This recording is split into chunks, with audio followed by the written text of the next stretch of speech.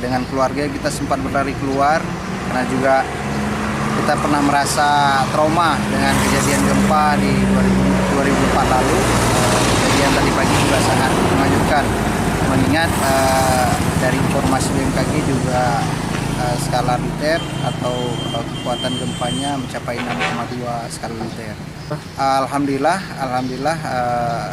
kondisi rumah aman dan beberapa warga juga terlihat berhamburan keluar saat